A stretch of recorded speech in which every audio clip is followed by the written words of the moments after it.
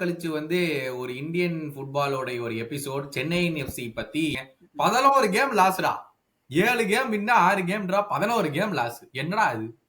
Gap இருக்கு ஐஎஸ்எல்ல. Like பெரிய கிளப்லாம் வந்து நல்லா டாப் சைனிங்ஸ் பண்ணுவாங்க, சின்ன கிளப்லாம் ஸ்மார்ட்டர் சைனிங்ஸ் பண்ணுவாங்க. நீ காயில ஃபுல்லா ப்ளேம் பண்றது மாதிரி நம்ம சிச்சுவேஷனுக்கு வந்திருக்கோமா, இல்ல நம்ம பிளேயர்ஸ் ஓகே காயிலோட சிஸ்டமுக்கு இந்த பிளேயர்ஸ்னால முடியாதுங்கிற ஒரு சிச்சுவேஷனுக்கு வந்திருக்கோமா? எந்த பக்கம் நீ சாயற?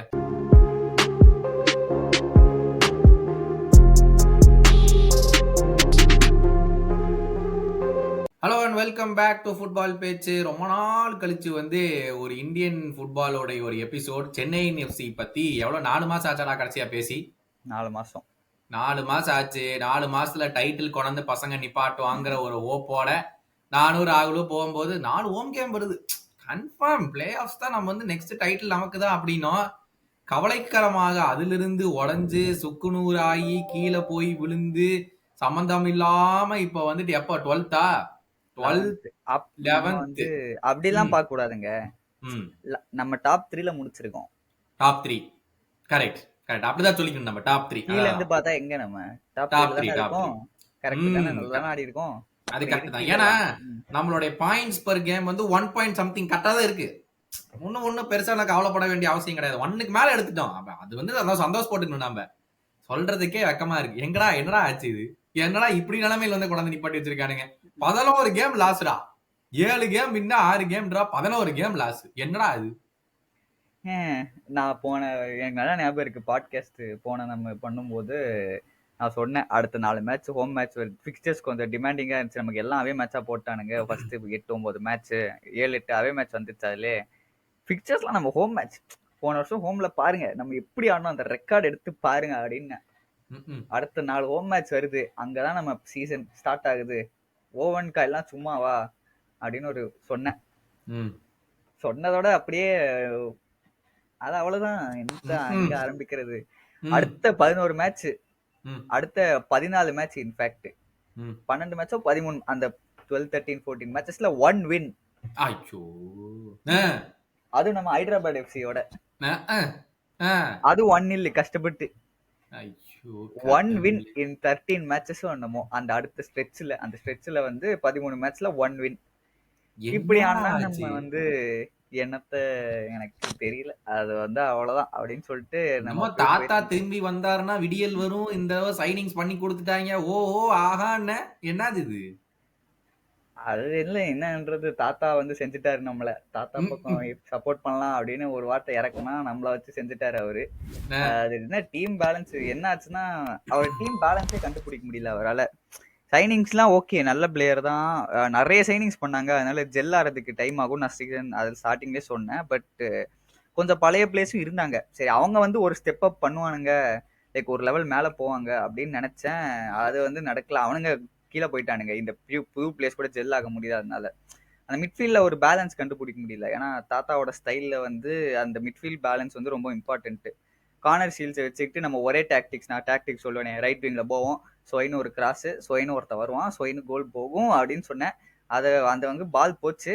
அதுக்கப்புறம் ஒன்றும் நடக்கல. அவ்வளவுதான். பால் ரைட் விங் வரைக்கும் போகும், ஷீல்ட்ஸ் அடிப்பாரு, சும்மா அடிப்பாரு, எல்லாரும் டிஃபெண்ட் பண்ணிட்டு போயிடுவானுங்க. என்ன சும்மா என்ன ஸ்ட்ரீட்ல ஆடுற மாதிரி ஆடிட்டு இருந்தோம். லைக் ஒரே டாக்டிக்ஸை போட்டு ஒரே லாங் பாலை போட்டு கண்டுபிடிப்பாங்களா இல்லையா? என்ன நல்ல பிளேயர்லாம் இருக்கானுங்க. இந்த வருஷமே சொன்ன ஐஎஸ்எல்ல குவாலிட்டி லெவல் வரை டீம்ஸ்லாம் ஸ்மார்ட்டா ஸ்கவுட் பண்ண ஆரம்பிச்சிட்டானுங்க. லைக் எக்ஸ்பென்சிவா இப்பதான் அந்த கேப் இருக்கு ஐஎஸ்எல்ல. லைக் பெரிய கிளப்லாம் நல்லா டாப் சைனிங்ஸ் பண்ணுவாங்க, சின்ன கிளப்லாம் ஸ்மார்ட்டர் சைனிங்ஸ் பண்ணுவாங்க. அந்த மாதிரி இப்போ அந்த ஸ்மார்ட் இந்த Punjab FC, Jamshedpur, north east இவனுங்களுக்குலாம் காசு இல்லை. பட் அவனுக்கு பாரு, north east top 6, Jamshedpur top 6ல முடிச்சிருக்கானுங்க.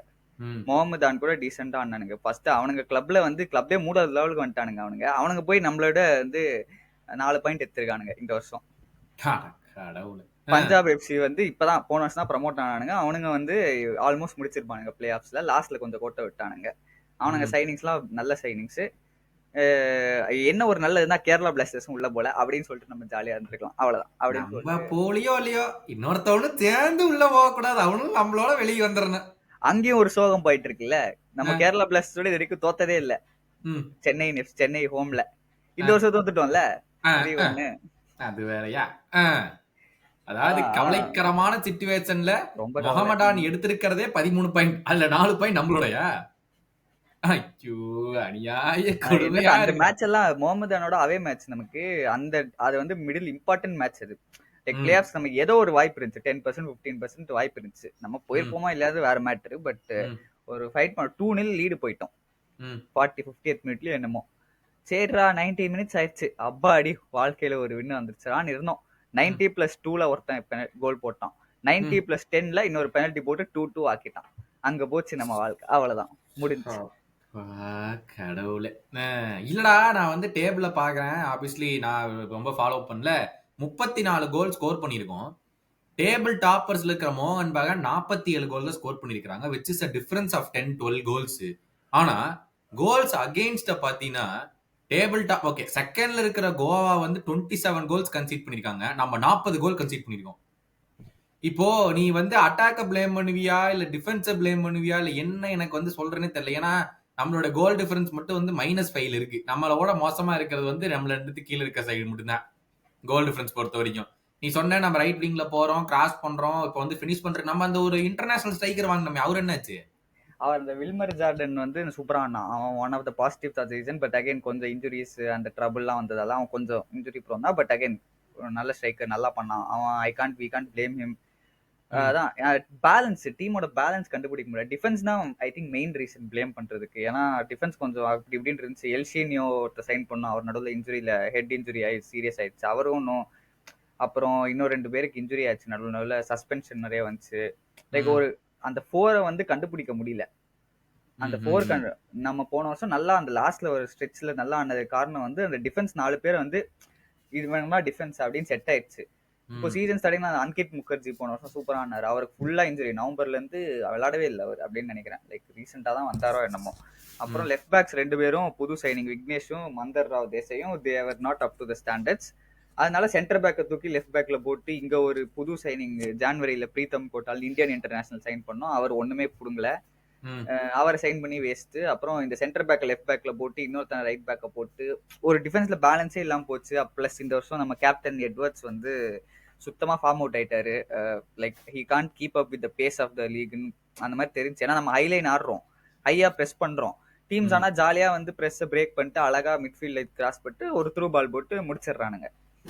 It's very easy to bypass. அந்த டிஃபென்ஸை பைபாஸ் பண்றதுக்கு ரொம்ப ஈஸியா இருந்துச்சு. கிராசஸ் ஒழுங்கா டிஃபெண்ட் பண்ணல. லைக் அதனால கோல்ஸ் கன்சிடர்ட் வந்து நான் சொல்லுவேன் it completely disrupted the balance of the team. இன்னொரு பிரச்சனை என்னன்னா நம்ம தான் லோவஸ்ட் பொசிஷன் கெப்ட் இந்த league. That in itself is not a problem. Position கம்மியா இருந்தா தோக்கவும் அப்படின்னு இல்ல. ஆனா நம்ம டீம்ல எல்லாருமே டெக்னிக்கல் பிளேயர்ஸ். இந்த நாம்டேன் ஒருத்தன், கார்னர் சீல்ஸ், லூகஸ் பிராம்பில்லா வந்து one of the top like attacking midfield. என்னதான் அவன்கிட்ட பால் இல்லைனாலும் he created magic moments when he got the chance. அப்புறம் ஸ்ட்ரைக்கர்ஸ் ஒரு நல்ல இர்ஃபான் எட்வர்ட், வில்மர் ஜார்டன்லாம் வச்சுக்கிட்டு பாலே வச்சுக்கலன்னா அவங்களுக்கு எப்படி அந்த டீமுக்கு ஏத்த மாதிரி இல்லையே அது. அதுதானே, பால் இன்னும் கொஞ்சம் வச்சுக்கணும்ல. லைக் சும்மா பால் வந்தோன்னா சென்டர் பேக் பால் வந்தோன்னா ஒரே லாங் பால் போடுவான். எத்தனை செகண்ட் பால் ஜெயிக்க முடியல, எத்தனை வாட்டி ஒரு டெக்னீஷியனை போய் நீ செகண்ட் பால் வின் பண்றான்னு சொன்னா எப்படி? ஒரு நாம்டே மாதிரி ஒரு சின்ன ஒரு 5'7", 5'8" பிளேயர், அவன் வந்து பால் காலில் கழிச்சா ஷார்ட் பாஸ் பண்ணி மூவ் சைட் மூவ் பண்ணுவான். And he is not defensively sound. Like defensive midfielder இல்ல அவன். லைக் அந்த டிஃபென்சிவ் மைண்ட் செட் இல்ல அவனுக்கு. அவனை போய் நீ டிஎம் ஆட்டு நீ நீ இதை பண்ணு, அதான் அந்த டீம் பேலன்ஸே போயிடுச்சு. இதே ஒரு ப்ராப்பர் டிஎம் கொண்டு வந்தா போனாரோ பேசும்போது இதே பேச சொல்லியிருந்தேன். ஆமா, டிஎம் தான் இந்த பெரிய பிரச்சனை. நான் ஸ்டார்டிங்லயே சொன்னேன் இந்த டிஎம் எப்படி சமாளிப்பாங்க அந்த பேலன்ஸ. அந்த கிளிக் பண்ண இந்த 4 ஃபாரினர்ஸ்னால நம்மள சைன் பண்ண ஒரு டிஎம்மும் ஆட முடியல. ஒன்னா இவன் ஆடணும் இல்ல அவன் ஆடணும் அப்படின்னு இருந்துச்சு. லைக் அதனால அந்த பேலன்ஸ் வந்து கிடைக்கல. நடுவுல இன்ஜுரிஸ் ஆச்சு. ஸோ லாட் ஆஃப் அந்த மிட்ஃபீல்ட்ல தான் எனக்கு தெரிஞ்சு அந்த பேலன்ஸ் ஸ்ட்ரைக் ஆல. டிஃபென்ஸ் வீக்கா இருந்துச்சு, அது ஓகே. ஆனா மிட்ஃபீல்ட்ல இருந்தா அந்த பிரஸ், அந்த செகண்ட் பால் ஜெயிக்கிறது ஆரம்பிக்கும். அட்டாக்ல இன்னும் கொஞ்சம் பெட்டரா பண்ணிருக்கலாம். ஸோ அதுதான் எனக்கு பிரச்சனை. கார்னர் ஷீல்ஸ் வந்து சூப்பரா ஆடினாரு. கிளப்ஸ் நிறைய பேர் வந்து பாக்குறாங்க சைன் பண்ண. பட் அவர் ஆடினா நமக்கு வந்து ஸ்ட்ரென்த்தா வீக்னஸா சில பிளேயர்லாம் இருக்கும். இவன் வந்து செமையா ஆடுறான், ஆனா இவன் டீமுக்கு செட் ஆவானா அப்படின்னு சொல்றேன் நீ. அவனே நமக்கு பிரச்சனை எல்லாம் யுனைடெட் மாதிரியே இருக்கு, அப்படியே போட்டுக்கலாம். டீமுக்கு செட் ஆவானா இவன் அப்படின்னு டவுட். லைக் காயில் சிஸ்டமுக்கு இவன் இவனை வந்து மெயின் கேரக்டரா போடலாமா அந்த மாதிரி ஒரு டவுட். ஏன்னா பிராம்பில்லா வந்து சூப்பரா ஆடினான். அவன் 2 பேரும் ஒரே பொசிஷன்ல ஒன்னா இவன் ஆடணும் இல்ல அவன் ஆடணும் அந்த மாதிரி இருந்துச்சு. அதனால அந்த பேலன்ஸ் ஸ்ட்ரைக் பண்ண முடியல. அதனால அட்டாக்கிங் இதுவும் கொஞ்சம் கம்மியாச்சு. ஸோ மொத்தத்துல அந்த பேலன்ஸ் கண்டுபிடிக்க முடியல. கோவன் காயில் ஸ்டைல் ஆஃப் பிளே டீமுக்கு செட் ஆகல என்ன கேட்டா. அதுதான் இல்ல மெயின் அதான் ரீசன். அதான் அதாவது நீ வந்து காயில ஃபுல்லா வந்து பிளேம் பண்றது மாதிரி நம்ம சிச்சுவேஷனுக்கு வந்திருக்கோமா, இல்ல நம்ம பிளேயர்ஸ் ஓகே காயிலோட சிஸ்டமுக்கு இந்த பிளேயர்ஸ்னால முடியாதுங்கிற ஒரு சிச்சுவேஷனுக்கு வந்திருக்கோமா, எந்த பக்கம் நீ சாயற, இந்த பக்கமா அந்த ஐ பக்கம் யார ஐ பிளேம் பண்றது? திங்க் ஐ திங்க் இந்த வருஷம் காயில் பயங்கரமா அண்டர் பெர்ஃபார்ம் பண்ணியிருக்காரு. பிளேயர்ஸ் நிறைய பேர் புதுசா வந்திருக்காங்க. ஸோ அவங்கள ஜட்ஜ் பண்ண எனக்கு I think they have to have இந்த டீம் வந்து நிறைய குட் டெக்னிக்கல் சைடு. ஸோ அவங்க நிறைய பால் வச்சிருந்தா தான் வந்து தே கேன் டூ திங்ஸ். அதுதானடா நீ சொன்ன இந்த மாதிரி புது பிளேயர்ஸ் கொண்டு வந்ததுதான் காயிலுக்கு நல்ல பெனிஃபிட்டா இருக்கும். அவர் இந்த மாதிரி கரெக்ட் தான் யங்ஸ்டர்ஸ் எல்லாம் டெவலப் நான் பண்றது தான் நினைச்சேன். ஸ்பெஷலிஸ்ட். ஆனா அவனால பேலன்ஸ் கண்டுபிடிக்க முடியல. நான் I thought he would find the balance. போக போக ஸ்டார்டிங்ல கொஞ்சம் வீக்கா இருக்கும்னு நினைச்சேன். போக போக அந்த ஒரு டீம் எப்பவுமே செட் ஆகும்னு நினைச்சேன். டீம் சுத்தமா செட் ஆகல. Not help by suspensions and injuries. பிராம்பில்லாவே நல்லா ஆனாரு. பட் நிறைய மேட்ச் அவரால் 90 மினிட்ஸ் கம்ப்ளீட் பண்ண முடியல இன்ஜுரிஸ்னால. கார்னர் சீல்ஸ்னால தான் ஃபுல்லா ஓடிட்டு இருந்தாரு. ரயன் எட்வர்ட்ஸ்க்கு நடுவுல இன்ஜுரி ஆயிடுச்சு. அவர் ஃபார்ம் அவுட் ஆயிடுச்சு.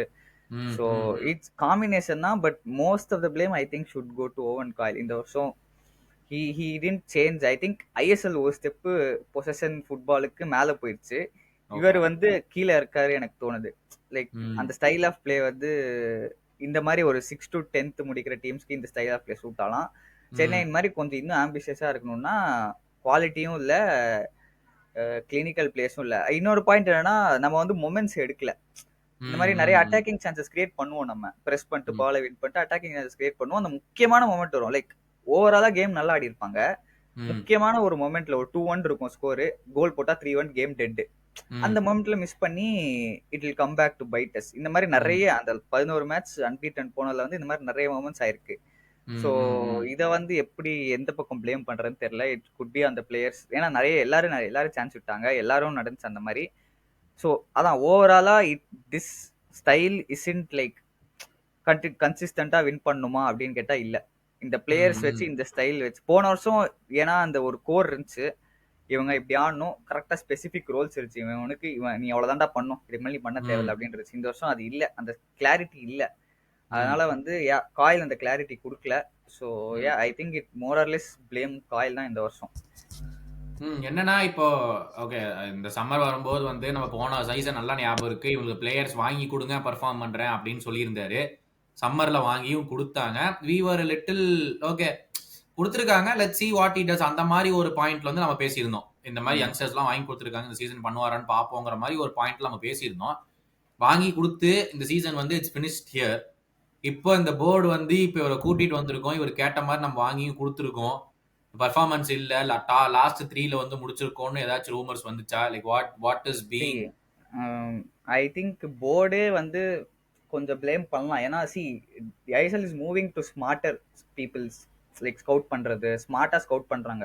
இப்போ நார்த் ஈஸ்ட் யுனைடெட்லாம் ஒரு மந்தர் தாம்னேன்னு ஒரு சிஇஓ வந்தாரு போன வருஷம். இப்போ பாருங்க அவர் சைனிங்ஸ் எல்லாம் பாத்தீங்கன்னா யாருக்குமே தெரியாது. எவன்டா இவன் ரேண்டமா வந்தா அலியடியரோ எவனோ அஜியரோ என்னமோ வந்தான். நார்த் ஈஸ்ட் பேர் மறந்துட்ட டக்குன்னு. he scored like he's broken several records, ISL attacking records. 20+ GNT போட்டிருக்காரு. யாருன்னே தெரியாது.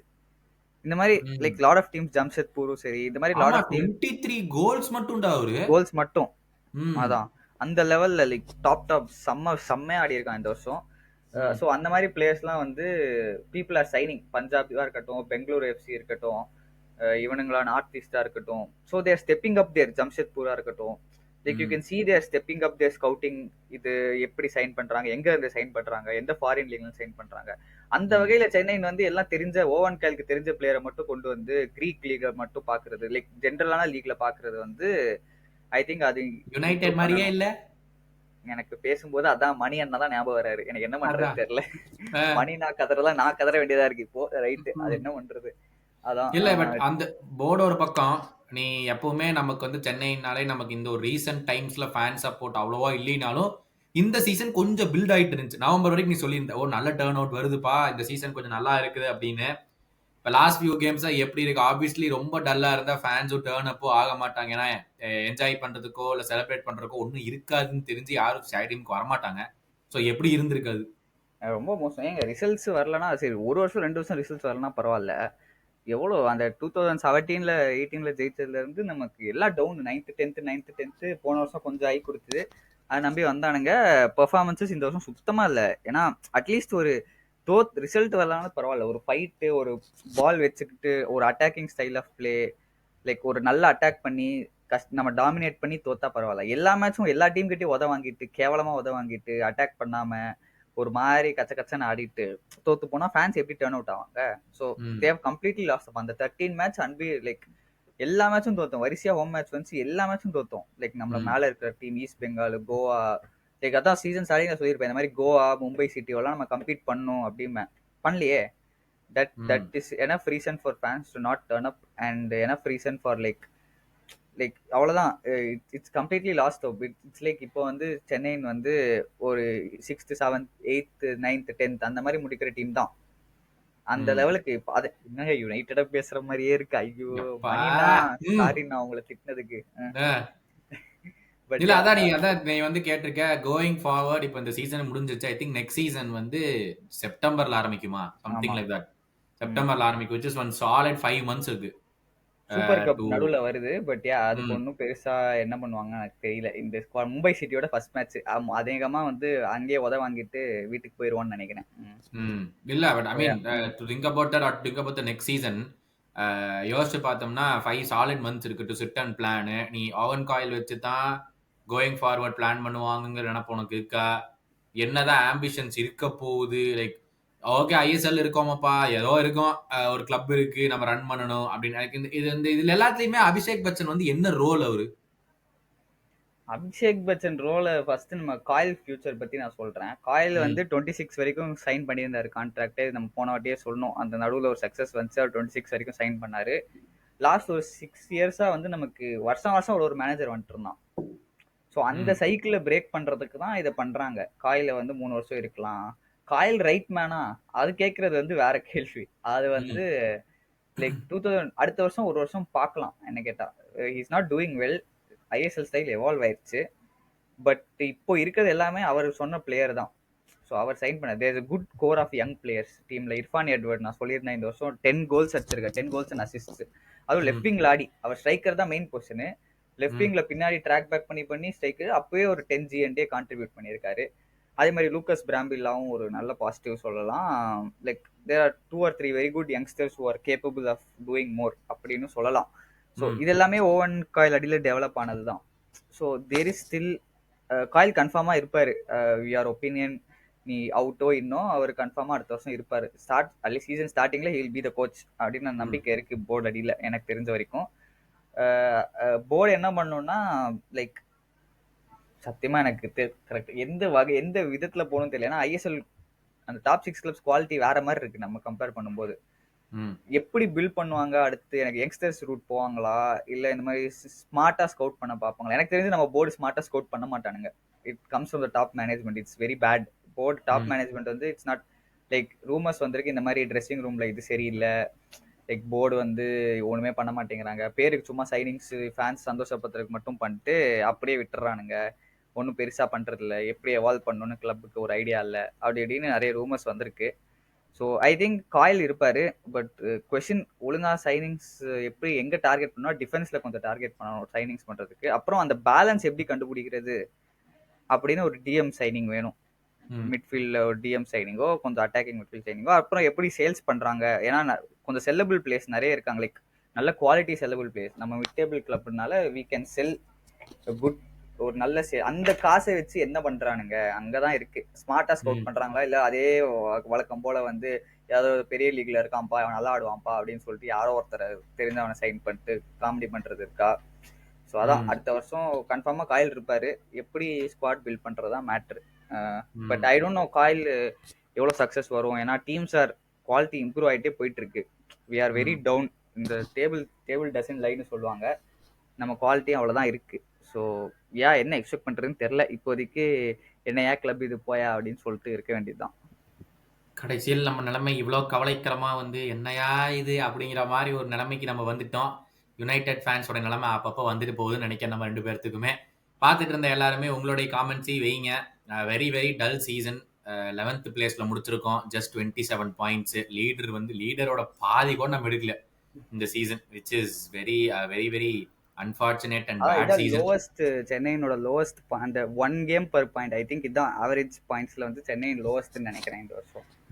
Yeah, it's just little bit more than one PPG, more than 1 PPG, which is very very bad. நீங்க என்ன நினைக்கிறீங்கன்னு சொல்லி காமெண்ட்ஸ்ல வைங்க. தேங்க்யூ ஒன்ஸ் அகேன் ராகுல். Next season வரும்போது மீட் பண்ணுவோம். அது மட்டும் இல்லாம இந்தியன் ஃபுட்பால்ல என்ன நடக்குதுன்னு நம்ம ரொம்ப நாளா அதுவும் பேசல. உங்களுக்கு வேணும்னா காமெண்ட்ஸ்ல போடுங்க, அதை பத்தி நாங்க கூடிய சீக்கிரம் இன்னொரு எபிசோட் பண்றோம். தேங்க்யூ so much ஃபார் வாட்சிங். மறக்காம பிடிச்சிருந்தா லைக், ஷேர் அண்ட் சப்ஸ்கிரைப். கூடிய சீக்கிரம் மறுபடியும் மீட் பண்றோம்.